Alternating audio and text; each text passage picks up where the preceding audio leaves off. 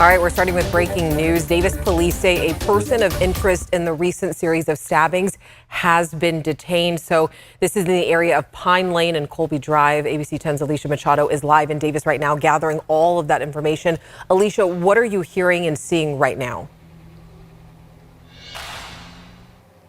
Yeah, well, Alex, neighbors I spoke with say they were watching from their windows as a person was detained and taken away from in a police vehicle right here on Pine Lane and Colby Drive, right over here near this fire hydrant. They say that there were several officers out here in this area, neighbors describing this as a controlled and calm scene. Police have moved out of this area, but we are working our sources to confirm if, in fact, the person who was detained by police as a person of interest in those stabbings is in fact the person who was taken away in a police vehicle right here. But neighbors who I've spoken with in this area, which is just about a couple blocks away from the park where one of the stabbings happened, they have been uneasy over these past few days. And I want to bring in a senior from UC Davis right here. Her name is Corinne, and these have just been very tense and difficult days for folks who have been living out here. Talk to me about what it's been like.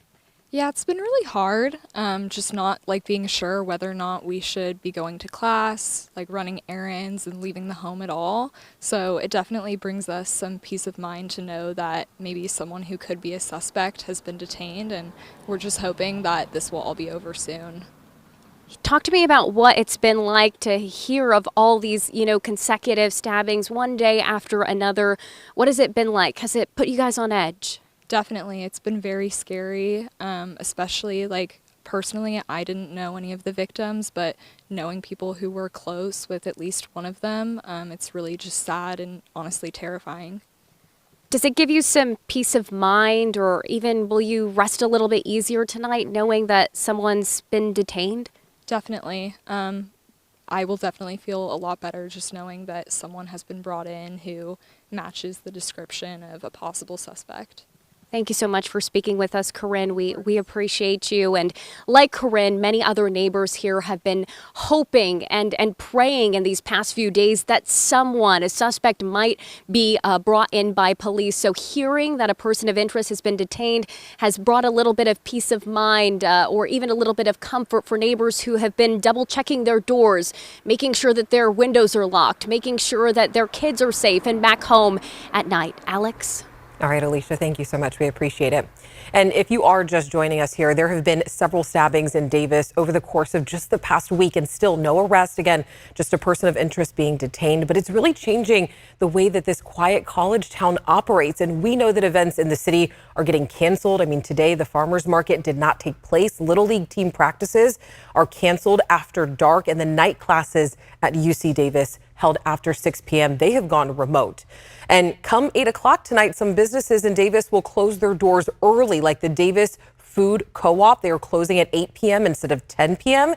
They have also canceled the co-op block party scheduled for this Saturday, and places like Woodstock Pizza are asking people to shop and eat dinner just a little bit earlier.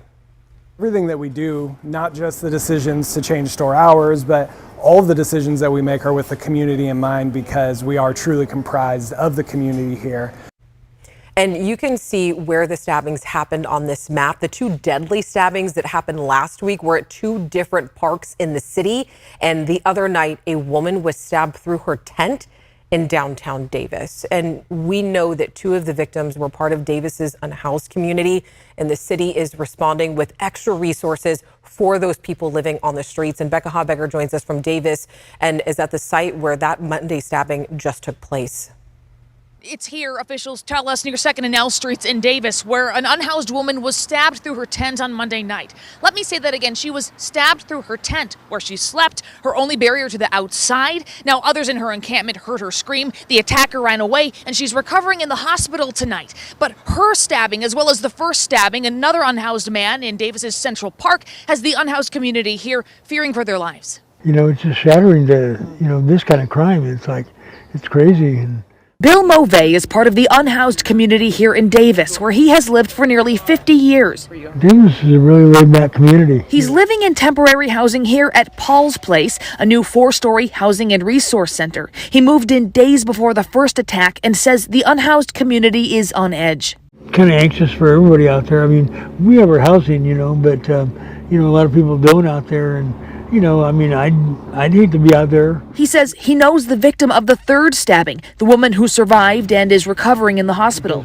You know, we become friends because she was at the cold weather shelter with us, my wife and I, and you know, and then all of a sudden, boom, you know, they're in it, so we know everybody involved then. He says another member of the unhoused community is in touch with her and she seems to be improving. I'm just glad she's all right, or getting better, put it that way. Who it could be and why they're doing this and just the randomness of the whole thing, I think that's a very scary thing for almost anybody, and particularly when you're homeless and vulnerable like that.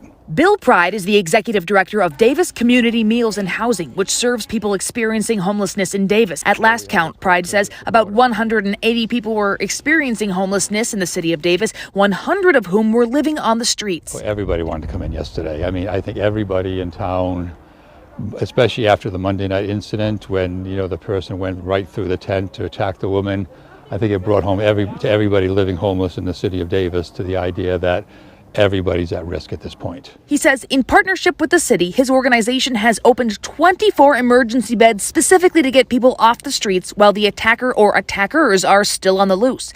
19 people used those beds on Tuesday night, and the beds are filled for Wednesday night. I asked the executive director of Davis Community Meals and Housing how people can help. He says they have a list of needs on their website. We've put a link to that on our website, abc10.com/links. And we want to know what other questions you have about the stabbings in Davis. All you have to do is just scan that QR code on the side of your screen, or you can always text us at 916-321-3310. I'll be answering some of your questions later in the show.